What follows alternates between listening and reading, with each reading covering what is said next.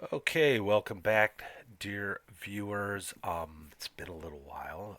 February was kind of crazy. I had, personal stuff going on, real busy at work, had to deal with some drama. But I figured better make a video, some kind of content, because it's been a while. But I wanted to talk about Sounds of the Mushroom Kingdom by James Raggi. It's a fun module, but more importantly, it's a module that was one of the first I got.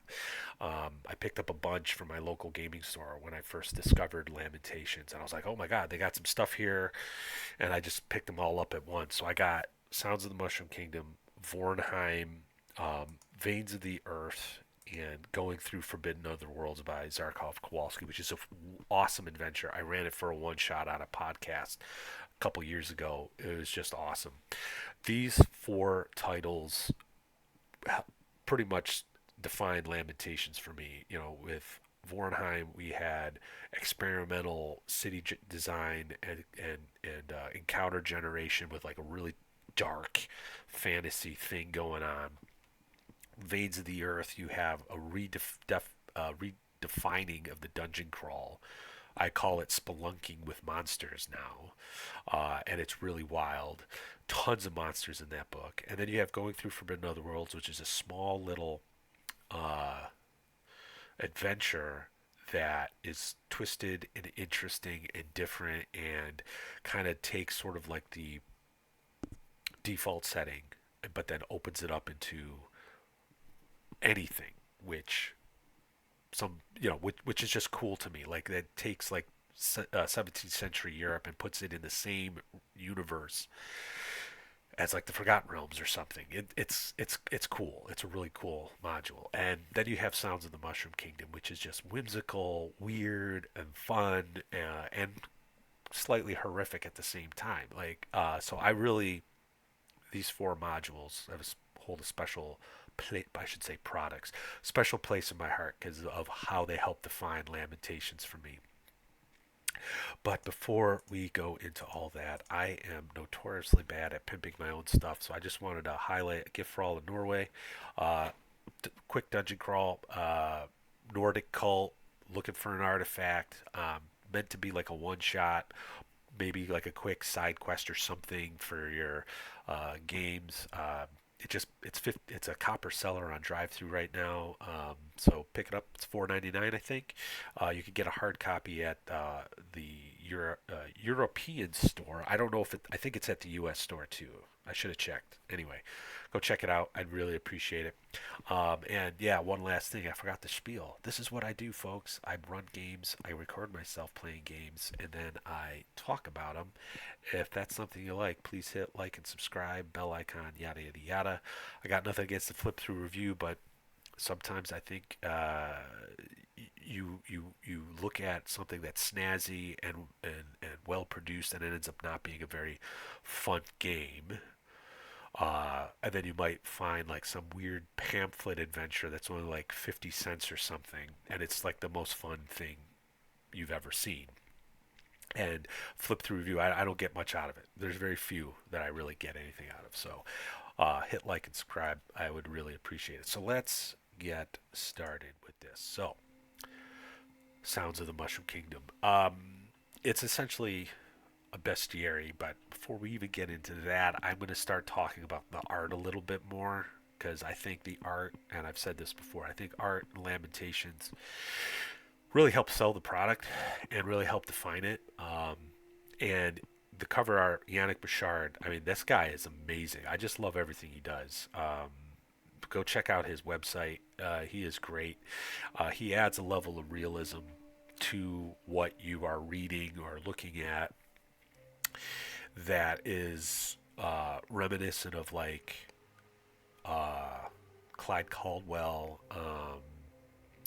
Larry Elmore, that kind of thing. Like when I was playing second edition D&D and I would like see Larry Elmore, like it would draw me in, right? And this was a very real place, and this was a really real thing that I was getting immersed in. And then you look at the art from Wizards of the Coast now, and it's just like this cartoony bullshit. and I hate it. So I wanted to throw some props out to Yannick Bouchard. You're amazing, dude. Uh, Jim and Josephine Magnuson do the interior artwork. It's fun. It's you'll see some examples of it. I love it. I just love it. It really helps give this module its whimsy, you know. So okay, let's get to it. So what is it? Okay, yeah, it's a supplement. It contains monsters, an optional character class, campaign material. That's all based on mushrooms, mushroom themes. Published in 2018. I guess it was an outgrowth, no pun intended, of Mushroom Kingdom concept that was used and is an example of how to build a hex crawl. I think that was in the Grindhouse edition of the Referee Guide. I don't own it, so I don't know. I'm just pulling from the intro to the book.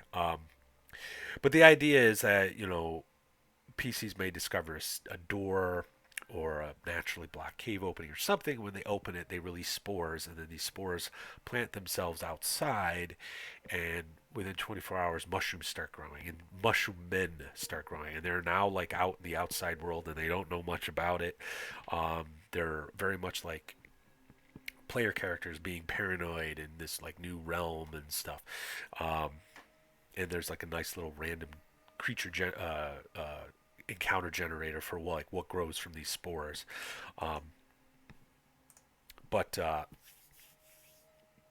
the predominant creature that this book talks about is the Mushroom Man, and what I really like about this bestiary is that the all the other creatures are sort of like it's like this cool ecology.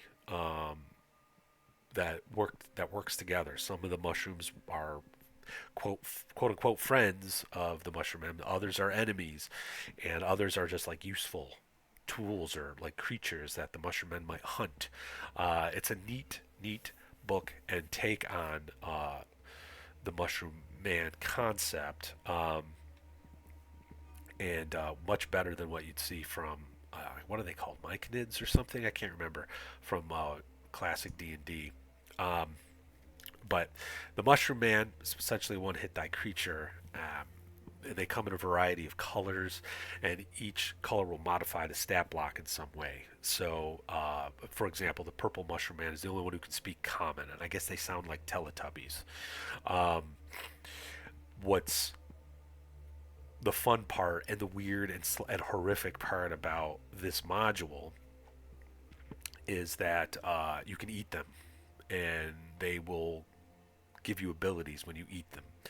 Like the purple mushroom man might give you a bonus to reaction rolls. The black mushroom man might allow you to memorize a spell from a scroll. However, eating more than one will necessitate a roll on a psychedelic effects table. And that table, by the way, is going to be used throughout this book depending on what you're encountering and what happens with the uh, mushroom kingdom creatures. And that psychedelic effects table has got all kinds of wild stuff on it. And it's a lot of fun.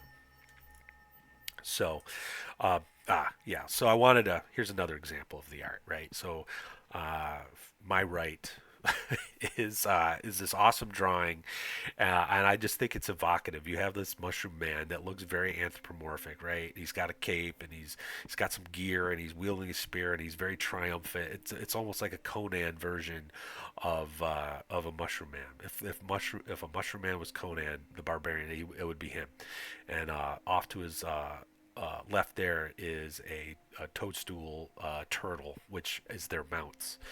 Um, and now we have this other piece of art from Wizards of the Coast that, I mean, I guess it's done well, but like, I mean, I respectfully, I don't know how to really talk about art. I just find this bland and saccharine. I'm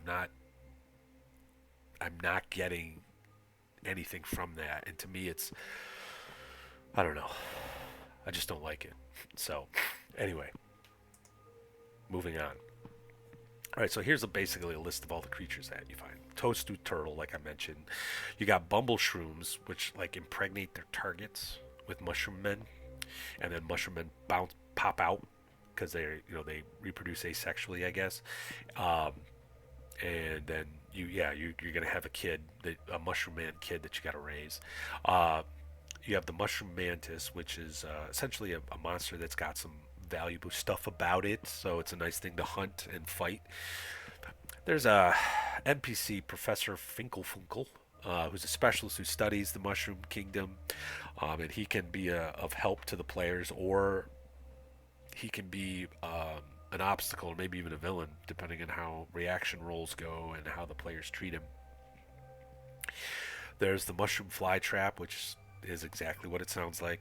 It's a Venus flytrap made out of a mushroom, and it eats players. You have the Undead Butterfly and Undead Caterpillar, which are like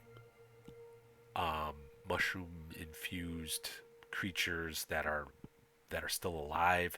My Lamentation of Elemental Evil campaign actually has a section in it dedicated to the Mushrooms, but the party never really went into the Great Tumor area.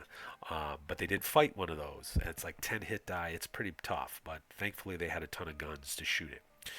Um, my favorite monster, of course, is the Mushroom Zombie depicted here. The more you attack it, the more dangerous it gets because it's just releasing spores, and that can cause all kinds of problems. You have another like trap creature, the mushroom and mushroom's clothing, and that just feeds off mushroom men. Um, Moaners, those are like kind of like shrieker mushrooms from D&D, except they it's, it's a little more sexual, we'll say. Then we have the Mushroom King, who's a three-headed mushroom man that can unite the different colors of mushroom men because they usually don't get along.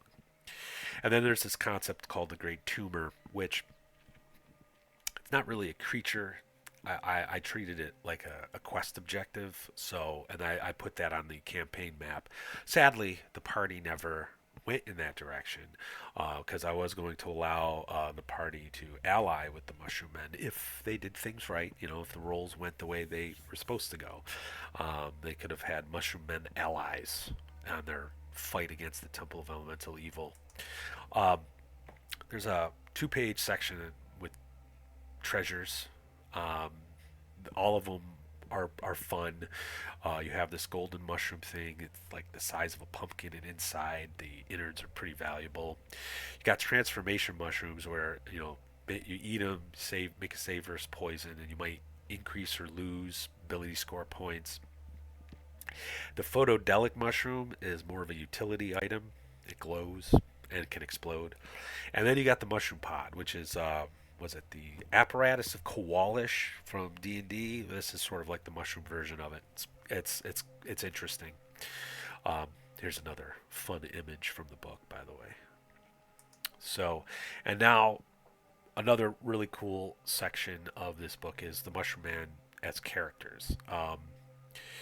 They are, well, they're kind of like a weird, horrific sort of character class to play because they don't have a lot of combat ability, as they are just, you know, an NPC class, or excuse me, a PC class that's not a fighter. They don't even get fighter combat stuff. But every level you will roll randomly to see what your hit dice are. So first level you might have D6, second level you might have D10, and then you just those are your hit points. So you have like this randomized hit point. Their primary abilities, though, are, well, one, they're immune to poison, but they can be consumed. They can consume themselves, and I think they take D4 points of damage if they do that. Or a party member can consume them for D6 damage. And depending on what they eat, because the party member or the mushroom man will gain the ability. And these mushroom men are multicolored, so they're not purple, they're not black, they're not white, they're not green. They're multicolored, so you can pick and choose what powers you want to get from your mushroom man companion. So it's a little weird, kind of a little unsettling, but I like it.